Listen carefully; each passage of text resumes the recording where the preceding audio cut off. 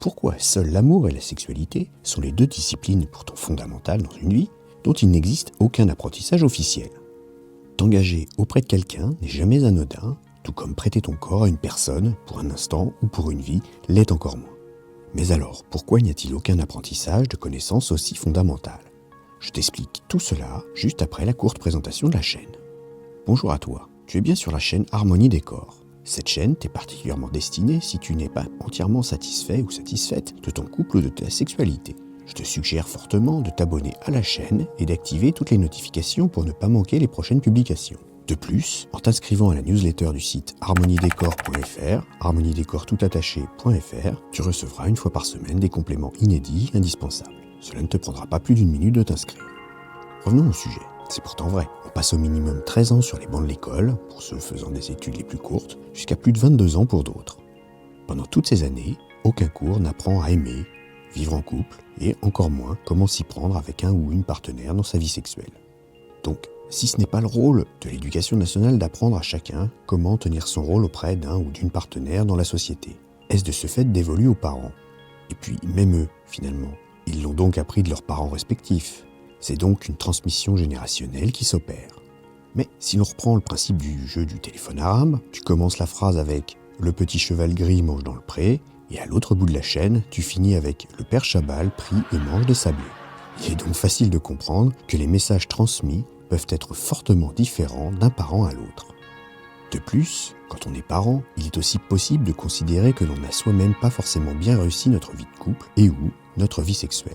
Il est donc, de ce fait, extrêmement difficile de pouvoir conseiller ses propres enfants, de peur de leur donner de mauvais conseils. Je finirai également par la complexité liée au tabou de la sexualité. Il est en effet délicat, aussi bien pour les parents que pour les enfants, de communiquer sereinement sur le sexe. D'une part, il y a le blocage lié à l'idée d'inceste, et de l'autre, le complexe refoulé d'Oedipe auquel il faut échapper. Chacun met donc des barrières en place qu'il est difficile d'outrepasser. Ce n'est donc peut-être pas le rôle des parents qui ne sont pas souvent les mieux placés. Dans certaines cultures et à diverses époques, cela a été plus ou moins dévolu aux parrains et marraines d'enseigner cet art de vivre à deux. Cependant, comme pour les parents, ces personnes n'avaient pas nécessairement de bonnes pratiques pour apporter une connaissance positive. La communication était plus simple, certes, puisqu'il n'y avait pas de lien direct et immédiat entre les deux parties. Donc si l'apprentissage ne se fait pas par le lien familial, est-ce qu'il est inné ? L'amour émotionnel que l'on ressent pour une autre personne est inné et survient très tôt dans l'enfance. Pourtant, à contrario, la vie en couple et l'apprentissage de la sexualité sont des connaissances qui ne viennent pas instinctivement. L'éducation sexuelle surtout, mais aussi l'éducation de la vie de couple, a donc été longtemps ignorée et on laissait la nature faire. Sur le plan du ménage, chacun au sein du foyer peut assez rapidement trouver une place et s'y conforter. Mais cela n'indique pas que le couple et que chacun de ses protagonistes vivra alors heureux au sein du foyer. C'est donc à chacun de se débrouiller en fonction de la situation. Parfois, c'est dans l'incompréhension totale de ce que l'on doit attendre et de ce que l'on peut faire. Cette incompréhension et ce manque de savoir conduisent bien souvent à accepter des violences au sein du couple qui ne devraient pas être.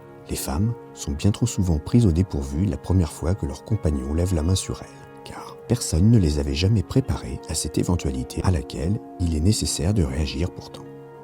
Sur la question sexuelle, c'est souvent pire. Ainsi, la nature permet de façon quasi innée la procréation, et encore pas pour tout le monde. J'ai en tête quelques récits historiques de difficultés des couples de la royauté française. Je vous mets les liens en description, c'est assez amusant. Ici, je parle bien de procréation, c'est-à-dire la rencontre d'un pénis et d'un vagin jusqu'à l'éjaculation pour réussir à donner un enfant. Il n'y a bien sûr à ce moment-là aucune notion de partage ni de plaisir volontaire. Ces bas instincts de reproduction n'apportent certainement pas le sel dans une relation pour que celle-ci dure. La société de consommation actuelle nous donne aussi l'impression que tout s'achète. Avec un voyage à l'autre bout du monde en amoureux, notre vie de couple sera-t-elle pour autant formidable? Bien sûr que non. Même si le dépaysement va jouer un petit peu le temps du voyage, très vite, le quotidien reprendra le dessus, et si les problèmes existaient avant, alors tu peux être certain que tu vas les voir ressurgir. C'est aussi exactement la même chose avec les sextoys. On te vend ainsi des objets, aussi bien pour les femmes que pour les hommes, qui sont censés finalement répondre aux manquements de tes partenaires. On t'affirme que sous prétexte d'acquérir toutes sortes d'ustensiles, tu vas avoir une sexualité épanouissante. Or, je n'ai jamais vu un quelconque sextoy réussir à te mettre en PLS sans que tu lui aies rien demandé. D'ailleurs, la plupart d'entre nous a besoin de se faire un film dans sa tête, ou en regarder un d'ailleurs, pour que cela fonctionne. Et l'école dans tout ça. Comme je l'évoquais, aucun cursus scolaire, aussi long soit-il, ne vient apprendre quoi que ce soit pour réussir une vie harmonieuse de couple, que ce soit sur le plan relationnel ou sur le plan sexuel. Bien évidemment, ces deux plans sont intimement liés. La défaillance de l'un conduit fatalement, au bout d'un certain temps, à la panne de l'autre. Il est donc primordial de réussir à apprendre par soi-même les bases d'une relation fiable. Ainsi, on se retrouve finalement nu comme un verre à l'aube de notre vie de couple, au niveau du savoir. Quelles sont alors les sources pour trouver de l'information ? Tu peux tout de suite penser aux livres, que ce soit des livres de spécialistes, des romans, des magazines ou bien encore des revues érotiques. Chacun pourra t'apporter quelques connaissances. Cependant, il faudra toi-même dénicher les conseils disséminés au milieu des pages. Ensuite, tu devras voir si cela peut s'appliquer à ton cas. Tu pourras alors faire le test. Mais, comme chaque individu est différent, ce qui fonctionnait avec l'un ou l'une de tes partenaires ne va pas nécessairement fonctionner avec un ou une autre. De plus, la lecture est une activité à assimilation lente. Il faut beaucoup lire et longtemps pour collecter quelques informations. Cela prend donc beaucoup de temps et ce temps, tu ne l'as sûrement pas vraiment. Il passe très vite et chaque jour qui passe est une journée de perdu pour ton couple. Pour aller plus vite, tu peux aussi avoir la tentation de te tourner vers Internet. C'est en effet une mine d'or, tellement les informations que tu cherches sont certainement quelque part. Cependant, comment savoir si ce que je vois est pertinent ? Est-ce que ce qu'on me dit est vrai ? Comment croire une personne qui semble à peine sortie de l'adolescence et qui se présente comme un expert en amour ? La recherche de l'information capitale et pertinente est assez difficile, tellement l'on peut trouver tout et son contraire en quelques clics.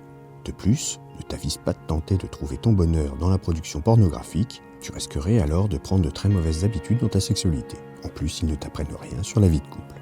Comme je l'explique dans cette vidéo que je te mets en fiche en haut à droite ou dans la description, les films X restent de la fiction. Tu peux aussi apprendre par l'expérience. En effet, tu peux faire des essais, tenter certaines choses avec tes partenaires successifs. Mais cela reste difficile et délicat. Il est difficile d'expérimenter quelque chose dont on n'a absolument pas connaissance, que l'on n'a jamais vu ou perçu ailleurs, pensant que cela coulait de source. Quand tu tombes sur quelqu'un de formidable, tenter quelque chose qui risque de mettre en péril ton couple paraît un peu risqué. Pour que cela puisse fonctionner, il faut une très grande communication au sein du couple. Ce n'est malheureusement pas toujours le cas. Parfois, on tait des choses de peur de blesser l'autre. J'en arrive à l'intérêt d'un coaching ou d'une formation. Car tu peux bien sûr arriver à la bonne équation, aussi bien sur le plan de ton couple que sur celui de ta sexualité. Tout marche alors pour le mieux jusqu'au moment où tu baisses ta vigilance. C'est alors la routine qui risque de faire basculer cet état d'équilibre. C'est pour cela que j'ai développé la technique du boulanger qui t'aide à casser la routine qui nuit à tous les ménages. Je te l'offre, tu peux la trouver en haut à droite ou dans la description. De temps en temps, tu arrives à trouver un bon équilibre dans ton couple, chacun trouve bien sa place. Cependant, ta vie sexuelle peut être ennuyeuse. Tu n'arrives peut-être pas à être sur la même longueur d'onde que tes partenaires. Certaines fois, c'est exactement l'inverse. Ta sexualité est au-delà de tes espérances, mais c'est l'enfer en relation de couple. Chaque fois, cela va inexorablement conduire à l'échec. Il existe aussi des cas où, malgré tes efforts, tu n'arriveras ni à avoir un couple stable et agréable à vivre, ni une bonne sexualité où chacun trouve son compte. Quoi qu'il en soit, il y a des solutions pour s'en sortir. Le coaching est une solution pour apprendre ce que l'on ne sait pas. Cela ne te paraît peut-être, cependant, pas très naturel. Pourtant, si tu veux apprendre à jouer de la musique, tu cherches un prof de guitare ou de piano. Pour apprendre à jouer au tennis ou au golf, on suit des cours particuliers et même pour conduire, on s'instruit auprès d'un moniteur. Pourquoi ne devrait-on pas prendre des cours, finalement, sur l'activité que l'on pratique le plus et qui est la plus importante en temps passé dans notre vie ? Le coaching sert principalement à répondre à des questions ou à des problématiques ponctuelles qui se posent au sein de ton couple ou dans ta sexualité. Ils peuvent être de tout ordre. L'intérêt est d'avoir une personne neutre qui va avoir un regard extérieur sur ta situation. Après un échange et une analyse, un compte-rendu te sera restitué sur des pistes de réflexion, éventuellement des exercices à réaliser. Je propose cette prestation. Tu peux retrouver le lien dans la description ou en t'en rendant sur le site harmoniedécor.fr, harmoniedécortoutattaché.fr. Parfois, il est aussi possible que les problèmes ou les mauvaises habitudes en place soient trop importantes et ancrées pour que le seul coaching soit efficace. Il faut alors recourir à une formation. Cela permet de repartir de zéro pour apprendre sur de bonnes bases et enfin pouvoir vivre une vie de couple et une sexualité en phase avec tes attentes. Quand on pense qu'on peut parfois partager sa vie avec des partenaires pendant 40 ou 50 ans, il est préférable que cela se passe de façon la plus harmonieuse possible. C'est le but d'une formation sur le couple et la sexualité. Nous sommes en décembre 2019, date de cet article, je n'ai pas encore mis cette formation en place, mais j'ai déjà une bonne partie du programme qu'elle comportera. Si tu es potentiellement intéressé par celle-ci, rends-toi sur le site harmoniedécor.fr et inscris-toi au bonus pour recevoir la newsletter qui t'informera dès que celle-ci sera disponible. Cela te permettra de devenir meilleur dans la gestion de couple et pour avoir encore plus de plaisir dans ta sexualité. Tu sais maintenant pourquoi tu tombes une fois sur deux sur des partenaires pas toujours à la hauteur de tes espérances. Mais attention, si toi tu expérimentes cela, il est fort probable qu'un jour tu as été aussi la mauvaise pioche de quelqu'un qui était alors plus expérimenté que toi et qui a été déçu. Tu sais donc maintenant ce qu'il te reste à faire. Merci d'avoir écouté cette vidéo. Pour aller un peu plus loin et rejoindre le cercle des fins connaisseurs pour une sexualité épanouie, je te conseille de t'abonner à la newsletter. Tu retrouveras l'article complet, il te donnera plus de conseils et des astuces.